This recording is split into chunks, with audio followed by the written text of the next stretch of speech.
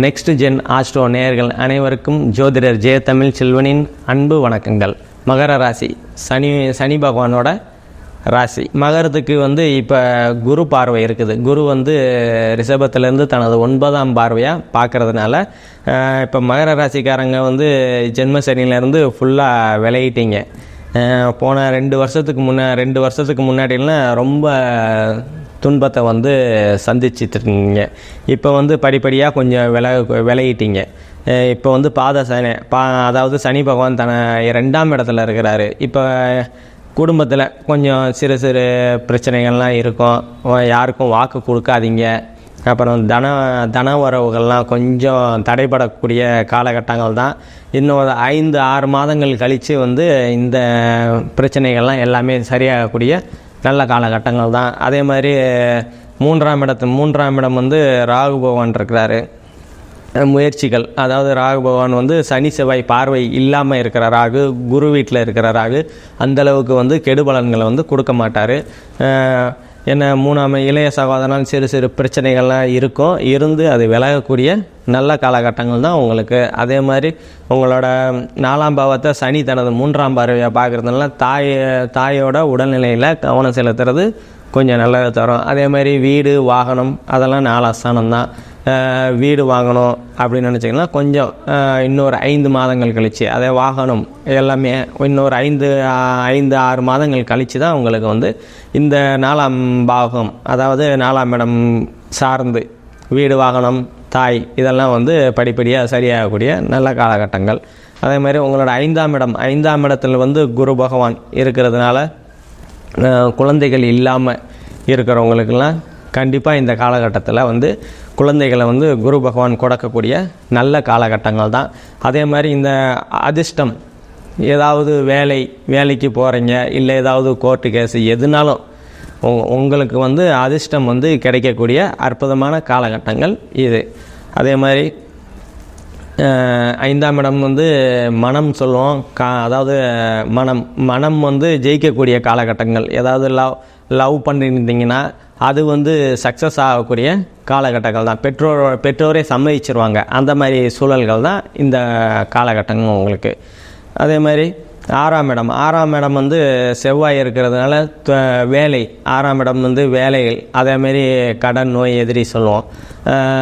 உஷ்ணம் சம்மந்தமாக சிறு உடல் உபாதைகள்லாம் வரணும். அதெல்லாம் கொஞ்சம் பார்த்து கவனமாயிருங்க.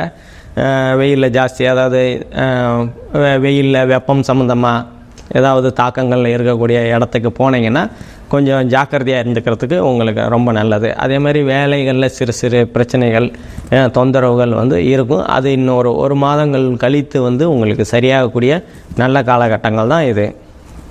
அதே மாதிரி உங்களோட 7ஆம் பாவம் இயல்பாக இருக்கிறதுனால கணவன் மனைவிக்கு இடையே ஒற்றுமைகள்லாம் நல்லாவே இருக்கும். அதே மாதிரி கூட்டு தொழில் பண்ணுறவங்கெல்லாம் உங்களுக்கு சாதகமான நிலைகள் தான் நல்லாவே இருக்கும். அதே மாதிரி நண்பர்கள் மூலியமாக அனுகூலங்கள் ஆதாயங்கள் உங்களுக்கு கிடைக்கக்கூடிய அற்புதமான காலகட்டங்கள் தான். அதே மாதிரி உங்களுக்கு 8ஆம் இடத்துல சூரியன் புதன் இருக்கிறாரு. அதே மாதிரி சனி பகவானும் தனது 7ஆம் பார்வையை உங்களோட 8ஆம் இடத்தை பார்க்குறாரு.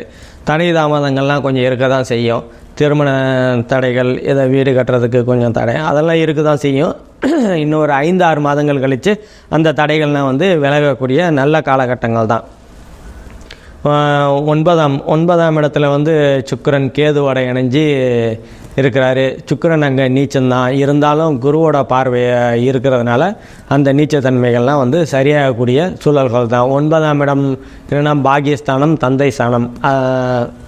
தந்தையால் வரக்கூடிய அனுகூலங்கள் ஆதாயங்கள்லாம் கொஞ்சம் தடைபட்டு கிடைக்கக்கூடிய தன்மைகள் தான். அதே மாதிரி கோர்ட்டு கேஸ், அதே மாதிரி தந்தை வழி சொத்து அதெல்லாம் வரணும் அப்படின்னு இருந்ததுன்னா கொஞ்சம் தடைபட்டு கண்டிப்பாக வரக்கூடிய காலகட்டங்கள் தான் உங்களுக்கு இது.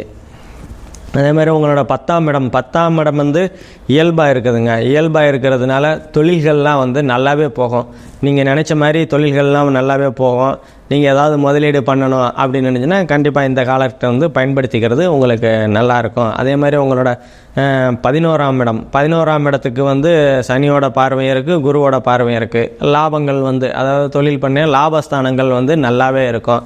அதே மாதிரி 11ஆம் இடம் வந்து மூத்த சகோதரன் சொல்லுவான். மூத்த சகோதரனால் கொஞ்சம் கருத்து வேறுபாடு இருக்கும். ஆனால் குருவோட பார்வையில் அந்த கருத்து வேறுபாடுகள்லாம் சரியாகக்கூடிய நல்ல காலகட்டங்கள் தான் இது. அதே மாதிரி மறுமணம், அதாவது 11ஆம் இடம் வந்து இளையதாரம்னு சொல்லுவான்.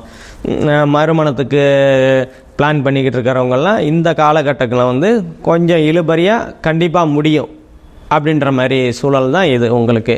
அதே மாதிரி உங்கள் 12ஆம் இடத்துக்கு வந்து செவ்வாய் பகவான் பார்க்குறாரு. செவ்வாய் பகவான் பார்க்குறதுனால உங்களுக்கு 12ஆம் ஏற்றுமதி இறக்குமதி, வெளிநாடு போகிறது, இப்போ ஏற்றுமதி இறக்குமதி பண்ணிக்கிட்டு இருக்கிறவங்கெல்லாம் கொஞ்சம் கவனமாக இருக்கிறது இந்த காலகட்டத்தில் நல்லது. அதே மாதிரி வெளிநாடு போகணும் அப்படின்னு இருக்கிறவங்கெல்லாம் கொஞ்சம் இந்த காலகட்டம் இன்னும் ஒரு மாதம் செவ்வாய் வந்து கடகத்துக்கு போன பிற்பாடு வந்து அந்த உங்களோட 12ஆம் இடம் வந்து சுபத்துவமாயிடும். அப்போ வந்து உங்களை வெளிநாட்டு பயணங்கள் அதெல்லாம் வந்து நல்லாவே இருக்கும். அதேமாதிரி உங்கள் ஆன்மீக சுற்றுலா போகணும் அப்படின்னு நினைஞ்ச பெரியவங்கள்லாம் பிளான் பண்ணியிருந்தீங்கன்னா இந்த காலம் இன்னும் ஒரு மாதம் கழித்து போகிறது உங்களுக்கு சிறப்பாக, அதாவது எந்த ஒரு தடையும் இல்லாமல் நீங்கள் பாட்டுக்கு ஜம்முன்னு போய்ட்டு ஜம்முன்னு வரக்கூடிய அற்புதமான காலகட்டங்கள் தான் உங்களுக்கு இது. இப்போ நம்ம சொன்னது எல்லாமே பொது பலன்கள் தான். துல்லியமான பலன்கள் வேணுன்னா என்னோடய நம்பர் கீழே இருக்கும், கான்டாக்ட் பண்ணுங்கள். வாழ்த்துக்கள்.